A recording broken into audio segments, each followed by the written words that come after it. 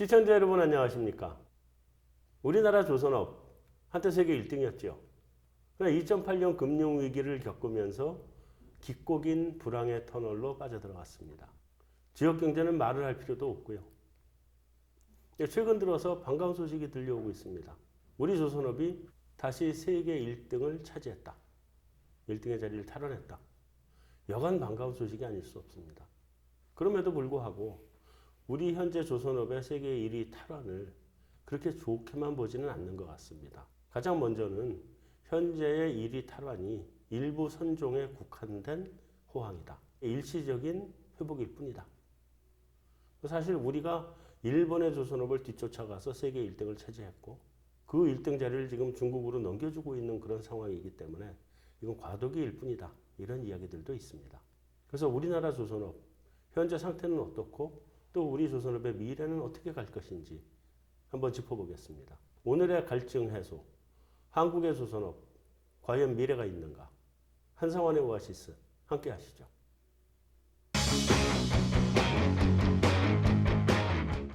오늘 함께 해주신 분 소개해드리겠습니다. 전 현대중공업 사장이셨고 또 우리나라 해양 플랜트 산업에 초석을 놓으신 분입니다. 두말을 할 필요 없이 우리 조선산업에서 한 증인이신데 안충승 교수님 나오셨습니다. 안녕하세요. 예, 안녕하세요. 네. 교수님 지금은 해양대학에서 후학을 가르치신다고요? 지금 그 한국해양대학교 석좌교수 해양대학교 있습니다. 예. 자, 이 말씀드릴 필요 없이 우리나라 조선업에서 한 증인이시고 온몸으로 조선업을 일으키신 분인데 글로벌 금융위기 지나고 몇 년 정도 좀 더 괜찮다가 그 다음부터 지금 한 7, 8년 가까이 조선업이 완전히 바닥으로 가라앉았단 말이죠. 그러다가 요즘 들어서 조금 세계 조선업 방도 좀 돌아서는 것 같고 우리 그 조선업이 이제 세계 1등을 꽤 오래 했잖아요. 사실은 97년, 98년 우리 외환위기 때 우리 경제를 살려줬던 게 조선업이었단 말이죠. 조선업이 이렇게 이제 달러를 많이 갖고 들어와서 우리 경제를 다시 살려줬는데 지난 한 5, 6년간 굉장히 힘들었잖아요. 네. 조선 쪽도 힘들었고 해양 플랜트 쪽도 힘들었고 양쪽이 다 힘들었는데 왜 그렇게 된 건가요? 2008년도에 그 금융위기가 오고 네.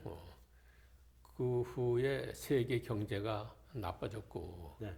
그러다 보니까 물동량이 감소되고 네. 그래서 따라서 해운 시장이 좋지 않았죠. 네. 네.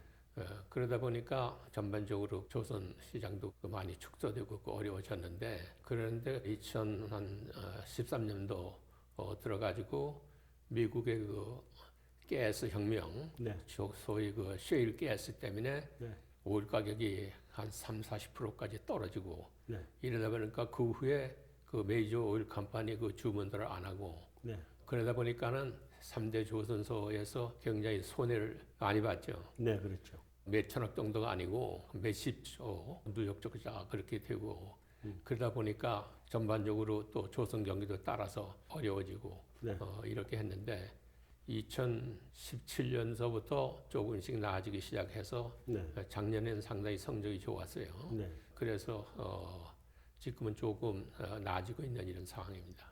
글로벌 조선업체가 뭐 다 힘들긴 했는데 우리가 더 힘든 거는 특히 중국 이쪽에서 많이 쫓아와서 지금 그런 상태가 된 거 아닌가요?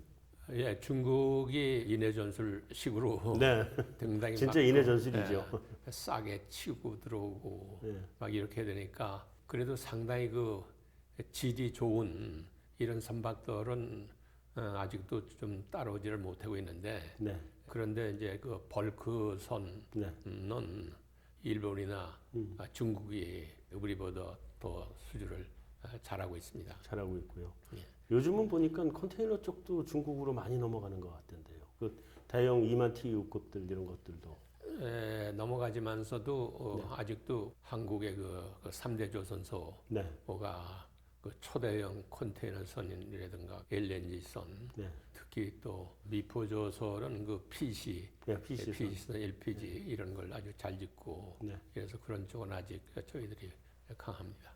수주 실적이 좀 요즘 들어서 좋아지는 게 LNG선 뭐 이런 쪽들이 우리가 강점을 가지고 있는 것들이 발주가 지금 굉장히 많이 늘어나고 있는 상황이죠. 그렇죠. 저희들이 특히 LNG선에서 상당히 그 강점을 가지고 있고 그리고 또 그 3대 조선소가 또 연구도 많이 하고 네.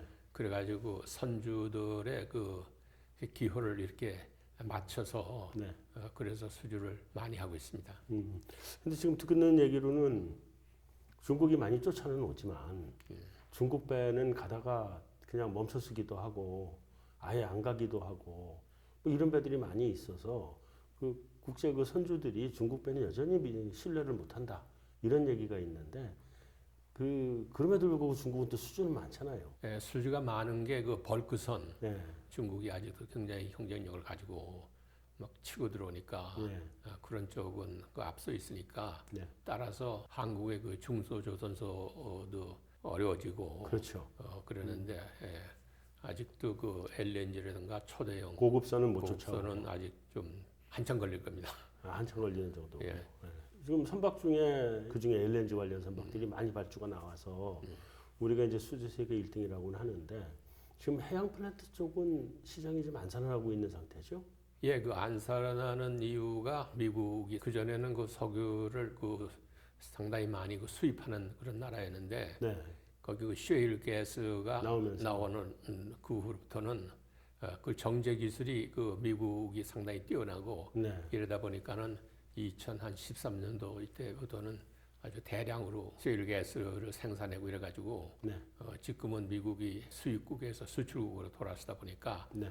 그 메이저 오일 컴퍼니들이 네. 해양 플랜트 쪽에 발주를 안 하고 네. 또 간간히 발주하는 것마저도 중국이나 그 싱가포르에 샘코코마린요. 예, 샘코마린이라든가 뭐 중국에 뺏기고 있습니다. 네. 아니 근데 중국에 뺏기는 거는 뭐 인건비가 우리보다 훨씬 싸니까 전 이해를 하겠는데 샘코코마린은 인건비가 그렇게 싼 데가 아니지 않나요? 예, 그 싱가포르 인건비는 뭐 상당히 그 비싸지만서도 네. 그 주위에 그 인도네시아라든가 뭐 버마라든가 이런 데서 값싼 노동자들 데려다가 네.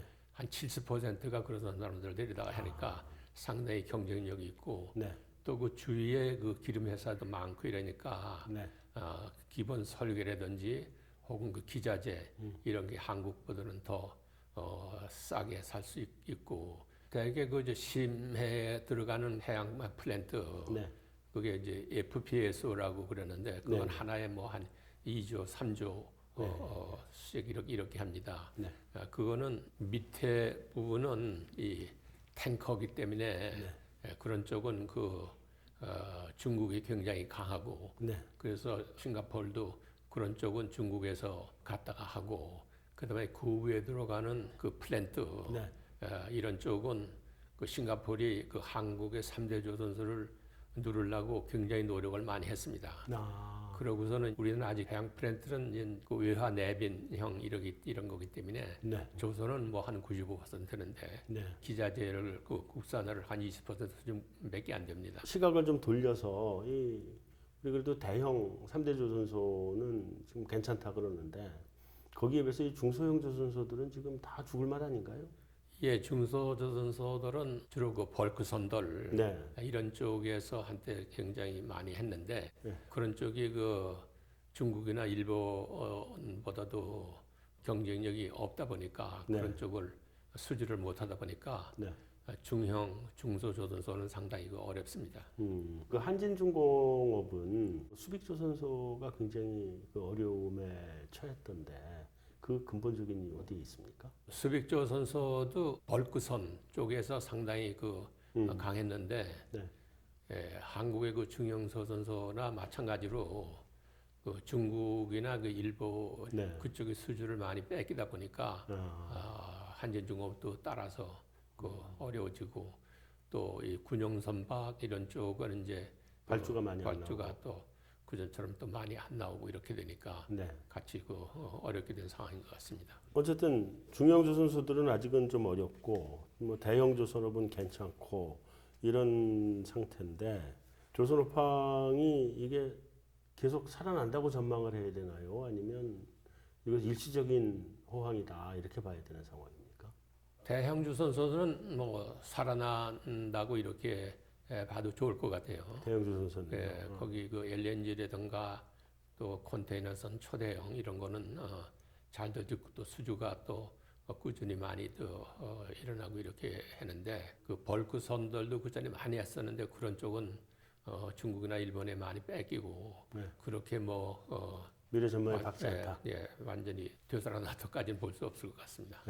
그러면 이제 우리 대형과 중소형 간에는 차별화가 된다.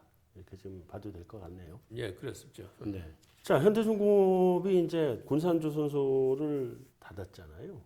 할 수 없이 닫고 그러면서 이제 협력업체 뭐 다 줄도산을 한 상태고 해양 플랜트가 한때는 우리 미래 먹거리로 알고 열심히 했는데 해양 플랜트 공장도 지금 뭐 일감이 없어져서 문을 닫은 상태고. 근데 이거는 현대중공업으로서도 어쩔 수 없는 일인가요? 어쩔 수 없다는 것보다도 현대중공업도 그 조선 산업으로서 쭉 커왔는데 이 조선하고 해양 플랜트는 상당히 다릅니다. 우선 조선은 이 표준화가 되어 있는데 해양 플랜트는 표준화가 되어 있지는 않습니다. 안 돼 있죠.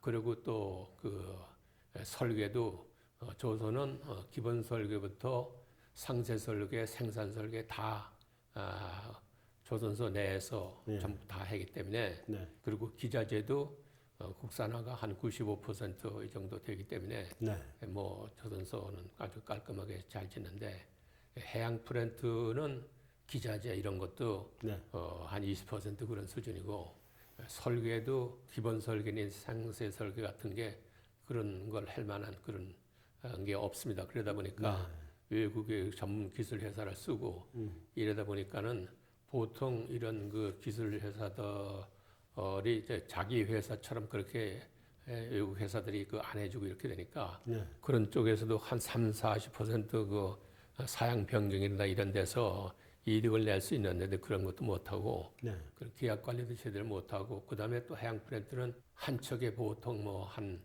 2조, 3조 이렇게 해요. 그렇기 때문에 그래서 한번 미치면은 또 엄청나게 미치고 이랬는데 그래도 이제 기름값이 조금 이제 올라가면은 한 $70 이렇게 올라가면은 간간이들 좀 나오는데 그것마저도 싱가포르나 중국에다가 지금 뺏기고 있습니다. 자, 그럼 종합적으로 이제 정리를 해보면 해양 플랜트는 지금은 좀 어렵다. 그리고 조선업은 기술력을 가지고 있는 첨단 고급선 쪽에서는 우리가 아직 충분한 경쟁력을 가지고 있고 반대로 벌크선이나 이런 좀 저가의 인건비 싸게 짓는 배들에서는 우리가 경쟁력이 떨어졌다. 이렇게 진단을 해도 되겠죠? 예, 그렇습니다. 그런데 이제 해양 플랜트도 메이저 오일 컴퍼니들이 연안에는 거의 개발을 해서 이렇게 지금은 어렵지만서도 점점 그 깊은 바다에 들어가서 이렇게 하니까 그런데 앞으로 굉장히 그 전망은 좋다고 볼 수 있습니다. 전망은 좋다. 그런데 대개 그 조선사들의 대표이사들이 조선 쪽에 경험을 가지고 있는 분들이고 해양 쪽에는 별 조회가 없고 이러다 보니까 그 먼 장래로다가 이렇게 준비를 해서 해야 되는데 그러지 못하니까 이제 손해 보고 이러니까 그냥 뚝 자르고 뭐 이런 식으로 하다 보니까 그건 앞으로도 키워야 된다고 저는 이렇게 보고 있습니다. 고부가선종 우리가 계속 경쟁력을 가지고 있고 그다음에 해양 플랜트는 지금 경쟁력은 없는데 우리가 계속 투자를 해가면서 미래를 위해서 준비를 하면 이게 이제 효자 업종이 될 수 있는 산업이고 이렇게 보이는데요.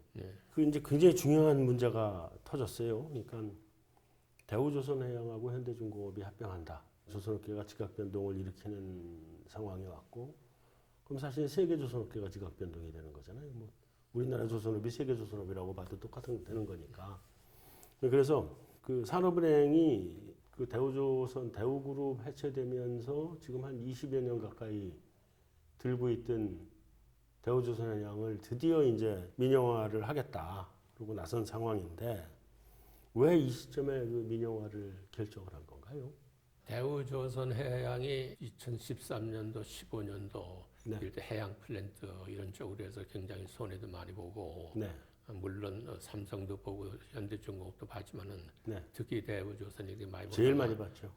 그러다가 근래에 들어와서 대우조선이 조선 쪽을 상당히 그 수주도 많이 하고 그것도 잘했어요. 그래가지고 산업은행에서 봤을 때는 이 그래도 조선을 상당히 그 대우조선이 잘하고 있을 때 이때 민영화를 하는 게 좋겠다. 네. 그래가지고 지금 아마 서둘러서 이렇게 하는 것 같습니다. 지금 실적이 좋으니까. 예. 그 전에도 한번 민영화를 하려고 그랬다가 안 팔았었잖아요. 예, 그렇죠. 그때도 그 한화에서 네. 한다고 했다가 그때는 아마 한 4조 그런 수준이었을 거예요. 네. 그런데 지금은 그렇게 내구서는 대우조선을 인수할 회사가 없죠. 별로 없거든요. 네. 그러니까는 1차적으로 그래도 어느 정도 자금에 좀 여유가 있는 현대중공업하고 1차 그 합의를 하고 네. 그다음에 단계적으로 하려는 것 같습니다. 네. 근데 현대중공업이 인수하는 방식이 기존의 다른 방식하고 조금 다르게 좀 복잡하더라고요. 다른 때는 인수한다 그러면 얼마 낼래? 그럼 이전한다 그래 이전해 이러고 돈 주고 사가지고 가는 건데 이번에는 그렇게 하는 게 아니라 그 대우조선을 현대중공업에 집어넣고 그 주식을 산업은행에 갖고 가는 형태의 구조를 갖고 가더라고요. 예. 이게 좀 특별한 이유가 있나요? 그렇게 복잡한 구조를 가는 게? 그건 그 산업은행으로 봤을 때는 네.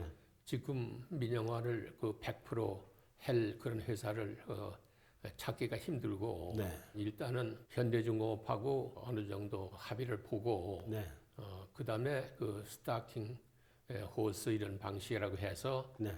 삼성중공업에도 제안을 의사 타진을 해봤어요. 네. 근데 삼성중공업은 인수할 그 의사가 없다고 네. 이렇게 답변을 하니까 네. 그 현대중공업하고 하는 걸로다가 그 확정을 지은 거죠. 네. 현대중공업도 돈을 100%다 주고 살 수 있는 능력은 지금 안 되고 있는 거죠. 그렇죠. 지금 뭐 오일뱅크라든가 뭐 이런 걸을 통해서 조금씩 자금을 그래도 끌어모아서 이렇게 하긴 하지만은 네. 100%다 인수할 만한 그런 자금은 지금 없는 어렵죠. 지금 어쨌든 양사간 그 실사가 진행 중인데요. 이 실사 다 끝나고 합병을 하게 되면 둘이 1등, 2등이 합쳐서 초대형 1등이 되면서 시장 점유율이 한 21%까지 이제 올라가는데 이게 기대되는 부분도 있고 우려가 되는 부분도 좀 있는 것 같아요. 어떻게 생각하세요? 예, 그 세계에서 1등, 2등이 합치니까 네. 그 초대형 조선소가 돼서 네. 그런 거는 상당히 그 자부심도 있고. 자부심도 있고 네. 좋은데 앞으로 그 헤쳐나가야 될 일이 많기 때문에 예. 오히려 걱정도 많습니다. 네, 생산 능력이 크니까 채워넣어야 될 물량이 많은데 그걸 어떻게 채워넣을 거냐에 대한 걱정이 되는 거죠. 물론 그것도 있고 예. 지금 조선 경기가 조금 좋아지는데 예. 그 대우조선 해양의 그 노조들이 반발이 반발도 있고. 일만저만 심한 게 아닙니다. 전국적으로 반대하는 일을 예. 나오고 이러기 때문에 네. 한참 조선 경기가 좋아지는데 거기다가 찬물을 끼얹는 거나 마찬가지니까 그렇죠. 이런 거는 좀 우려가 되는 이런 상황입니다. 예, 대우조선하고 현대중공업이 이제 합병을 하게 되면 조선업계가 이제 완전히 뒤집어지는 결과인데요. 합병하면 일단 뭐 지살깎기나 과당 경쟁은 좀 없어질 것 같고 대우조선이 아주 유명하더라고요. 저가 수주하는 걸로. 근데 이제 그거는 현대중공업이 다 관리하니까 그런 거 없어질 텐데 그런 시너지는 확실하게 살아나는 거죠. 그렇죠. 그런데 이제 셋이서 경쟁하다가 둘로 둘이서 줄으니까. 경쟁을 하니까 예. 그런 과당 경쟁은 조금 줄어들고 그리고 대우는 여태까지 그 산은에서 보조를 받아가지고 이렇게 운영을 하다 보니까 네. 어떻게든지 뭐 살아야 되겠다는 그런 생각으로 저가 수주도 하고 이러다 보니까 다른 회사도 따라서 좀 같이 어려워지고 이렇게 되는데 그런 점에서는 좀 긍정적인 효과가 있다고 이렇게 봐야 되죠. 그렇지만은 대우조선 그 나름대로 이 사람들이 또 그 잘하는 게 또 있더라고요. 특히 그 쉐빙 조선은 러시아에서 14척씩 막 수주를 해가지고 예, 쉐빙선이 그 얼음 깨면서 예, 하는 그렇죠. 데죠. 그리고 평판도 좋고 네. 그 3대 조선소가 나름대로 굉장히 그 연구를 많이 해가지고 네. 그 삼성도 그렇고 현대도 그렇고 선주들이 그 선호할 그러한 스타디를 많이 해서 네. 그래서 수주가 많이 됐는데 그러니까 대우가 그 저가 수주를 한 거를 막는 건 하지만은 대우 나름대로 또 수주를 이렇게 하던 거가 그런 거 줄어들고 그러고 수주를 또 적게 하고 이렇게 되면은 그쪽의 지역 경제 면으로 봤을 때는 좀 좋지 않은 그런 또 현상이 있을 수도 있습니다. 네.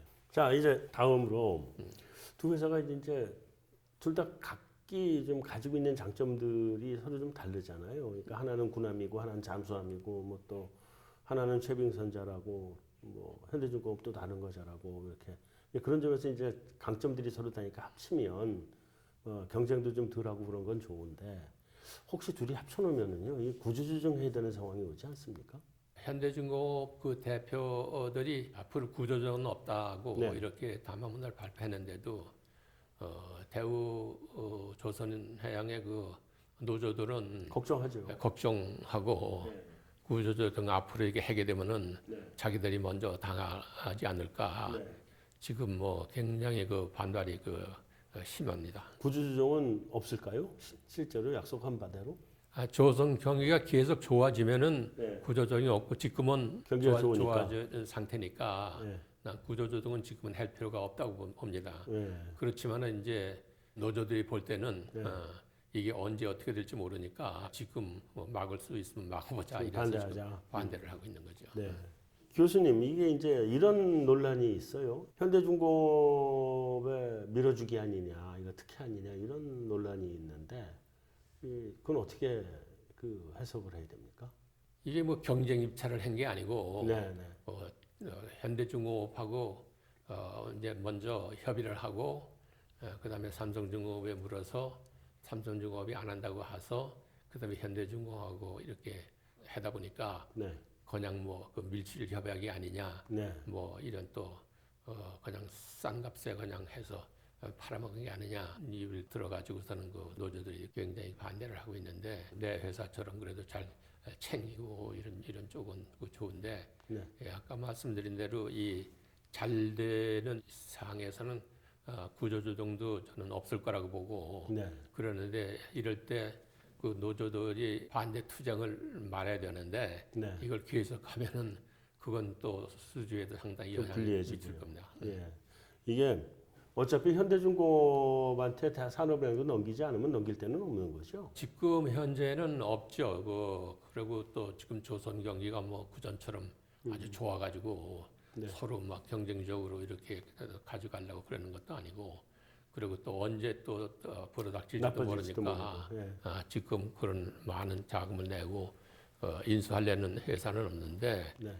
그래도 인수를 한다면은 삼성중공업을 삼성그룹에서 투자를 해서 그렇게 한다면 했는데 지금 삼성그룹에서는 조선 쪽에 그렇게 투자할 그런 관심이 의사가 없는 것 같아요. 네. 네. 이제 완전한 통합까지 이제 또 문제가 있는데 각국의 말하자면 공정위원회에서 이제 기업결합 심사 승인을 받아야 되잖아요. 네. 우리 제일 큰 시장이 EU, 중국, 뭐 일본, 미국 이런 데 심사를 받아야 되는데 그 심사 통과할까요? 심사 통과가 상당히 좀 어렵지만은 네. 특히 그 일본이나 중국은 바로 경쟁 국가들이니까 네. 거기선 뭐 어떻게든지 막으려고 그런 노력을 할 거고 네. 그다음에 그 미국이나 그 EU 여기는 또 엔티 트러스트로 네. 반독점 이런 굉장히 강하고 이러기 때문에 네. 뭐 한 번 이렇게 승인해서 뭐 끝나고 그러는 게 아니고 네. 계속 뭐 입찰해서 따가면은 뭐 또 이런 엔티 트러스트로 이런 걸 또 걸어서 또 계속 문제 제기를 할 수도 있는 그런 상황입니다. 그래서 전망은 정말 좀 확실한 건 아니고 조금은 좀 불투명하다고 봐야 되겠네요. 예, 그렇죠. 네. 일본이 조선업 산업 합리화를 80년대에 했잖아요. 우리한테 자꾸 이제 경쟁력을 뺏기니까 산업 합리화를 했는데 그러다가 결국 생산 능력도 생산 캐파도 줄고 이러면서 세계 1등 자리를 우리한테 뺏겼거든요. 예, 예. 우리도 지금 일본이 과거에 했던 것처럼 똑같은 전철을 밟아서 중국한테 뺏기는 거 아닐까요? 이렇게 하다가. 예, 한국이 그러니까 한 92년도 이때부터 일본을 누르고 세계 1위 조선국으로서 예. 그 자리를 잡았죠. 네. 그런데 그 당시 할 때 한국은 제조업이라든가 혹은 또 이 설계 능력 인재들도 많이 키우고 네. 이래가지고서는 지금도 현재 일본이 한국에 비해서 한 2%에서 한 5% 정도는 전반적으로 해서 이렇게 좀 뒤진다고 볼 수 있습니다. 네. 근데 중국은 뭐 한 15%, 한 20% 제조, 그다음에 그 설계, 그다음에 그 마케팅, 그다음에 뭐 납기, 뭐 아프터 서비스 이런 네. 점에서 뒤지고 이렇기 때문에 네. 그냥 우리가 마음 놓고 있어서도 안 되겠지만은 그래도 그 사람들이 따라오려면은 한참 걸릴 겁니다. 아직은 여유가 있다. 예. 예. 대우조선해양하고 현대중공업하고 합병에 관해서는 뭐 이 정도면 얘기가 충분한 것 같고요. 마지막 이제 끝으로 가서 우리 조선업이 현재 있는 현 주소. 그래서 먼저 우리가 글로벌 그 시장에서 앞으로 어떤 방향으로 가야 되는지를 다시 한번 여쭙겠습니다. 앞으로 한국은 그 조선 산업이 기간 산업이고 네. 그리고 그 효자 산업입니다. 그래서 이걸 키워야 되는데 네. 3대 조선소는 나름대로 그래도 이렇게 잘 굴러갈 겁니다. 네. 그렇지만서도 이 벌크선들 이런 쪽은 또 수주를 근래에 들어와서 중국이나 일본에 많이 뺏기고 있는데 네. 조선업을 살리려게 되면은 제가 보기에는 그 제일 좋은 방법은 지금 지난번에 그 하노이에서 북미 정상회담이 네. 결렬됐는데 네. 그 다시 또 난 그 해리라고 보고 있습니다. 네. 그래가지고서는 북한의 그 제재가 풀리면은 네. 이 조선 산업이라는 게 원래 이 조립 산업이거든요. 네. 북한에다가 대대적으로 그 블록을 네. 제작해서 네. 남한의 그 독구 시설은 상당히 좋거든요. 네. 그 안에서 조립하고 이러면은 이 중형 조선소 네. 또 이렇게 살아나고 대형 조선소 다시 살아나고 네. 그렇게 해서 그 경쟁력을 키우게 이렇게 해야지 구명 지원 이런 거는 뭐 당분간의 문제고 그렇게 하는 것이 제일 좋고 그다음에 한국은 이 설계 능력 특히 또 각 연구소에서 네. 연구를 꾸준히 하는데 고성능 친환경 네. 그런 거는 또 우리가 딴 데보다도 그 기술이 연구를 해서 앞서니까. 잘할 수 있습니다. 네. 네. 그다음에 또 배에서 나오는 미세먼지가 그 엄청납니다. 네. 특히 컨테이너만 D짜리 하나에서 나오는 그 미세먼지 양이 50만 트럭에서 나오는 그 정도입니다. 그러니까 그 3대 조선소는 그 연구소 있고 또 이런 설계 능력도 또 우수하고 이러니까 네. 계속 그런 쪽을 해서 앞에서 끌고 나가고 중소조선소는 뭐 거의 지금 문을 닫다시피 하니까 대기업에서 좀 그런 지원을 해줘야 됩니다. 일단 그 블록 같은 것도 그런 데서 제작해 오고 네. 그다음에 해양 플랜트 이런 데도 그 패키지 같은 거 이런 중소조선소에다 시키고 대형 조선소에서는 조립이나 하는 이런 식으로 해서 생산성이나 경쟁력을 갖추면서 이렇게 해야 되는데 네. 중소조선소는 정부에서 좀 지원을 해줘야 됩니다. 네. 금융 지원을 좀 해줘야 되는데 네. 그렇지만은 이제 언제까지나 이 돈으로 틀어막을 수는 없는 거고 네. 중국이나 그 일본은 네. 정부에서 그 조선소를 굉장히 그 지원을 많이 합니다. 네. 그 자국 선박을 그 자국 내에서 짓는 네. 이런 거가 중국이나 일본은 한 30-40% 됩니다. 네. 아직 한국은 뭐 5% 10%밖에 되질 않고 네. 정부에서 또 좀 적극적으로 네. 개입해서 네. 특히 규제 같은 것도 뭐 이런 거 또 풀어주고 조선하고 이 해운하고 네. 서로 연관지어서 한국 조선소에다 밀어주는 그렇게 동방성장하는 게 그렇게 해야만 같이 살아날 수 있을 것 같습니다. 네.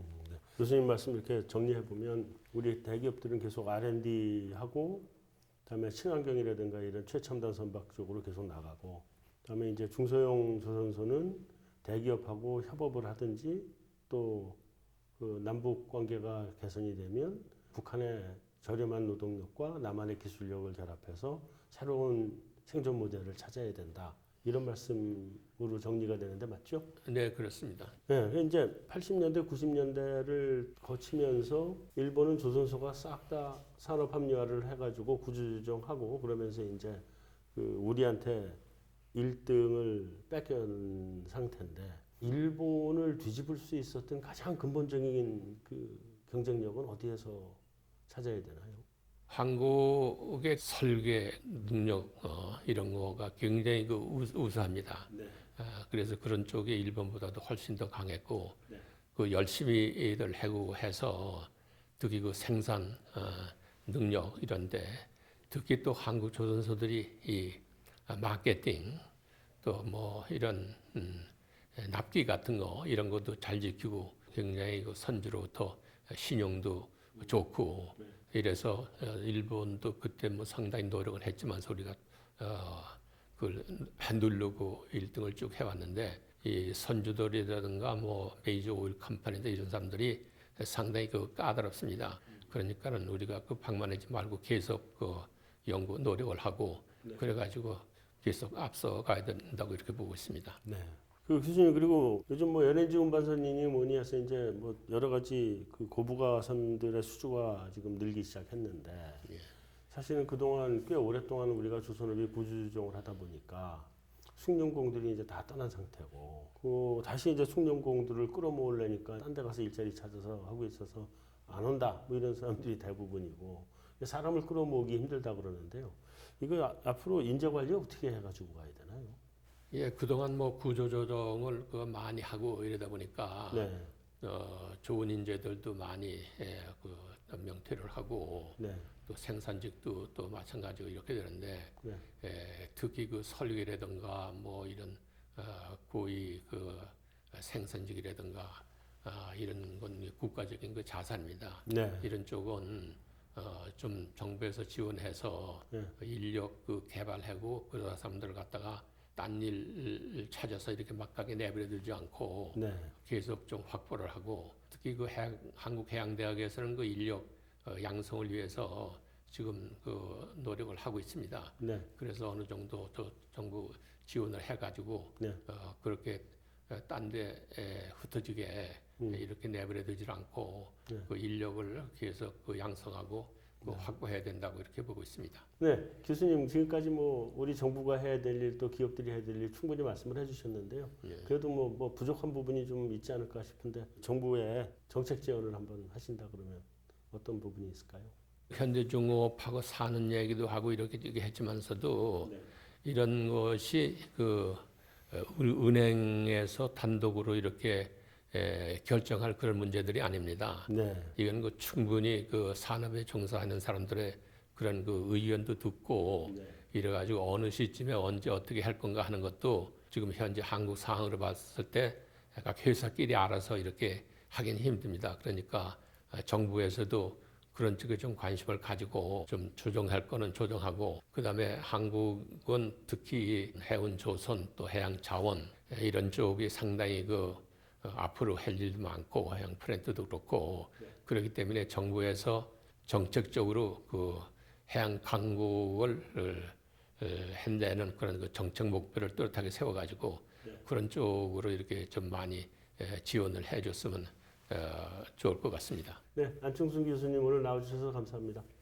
이렇게 제가 말할 수 있는 그 기회를 주셔서 감사합니다. 예. 우리 조선업이 지난 수년간 어려움을 겪었습니다. 그 와중에 울산 또 거제 이런 우리 조선소들이 있는 지역 경제는 커다란 타격을 받았습니다. 근데 마침 세계 조선 경기가 돌아서는 모습이 나타나고 있습니다. 굉장히 고부가 선종을 중심으로 해서 우리나라가 경쟁력이 있는 그런 분야 이쪽이 살아나고 있어서 굉장히 다행스러운 일이라고 보여집니다. 그러니까 반면에 우리 해양 플랜트 같은 경우나 또 저부가 선종인 그 벌크선 뭐 이런 쪽 또 우리 중소조선업계 여전히 어려움의 터널을 끝내지 못하고 지나가고 있는 중입니다. 현대중공업과 대우조선해양의 합병을 계기로 우리 조선이 다시 한번 일어날 수 있는 그런 역전의 계기를 만들어냈으면 좋겠습니다. 특히나 이제 어려움을 겪고 있는 부산, 울산, 뭐 거제 이쪽에 지역 경기도 살리고 우리 정부에서도 우리 조선 산업 또 해양 플랜트 산업 그리고 해양 강국으로 나가기 위한 아낌없는 배려를 해야 될 때로 보여집니다. 한상원의 오아시스 여기서 마치겠습니다. 수고하셨습니다. 네, 수고하셨습니다.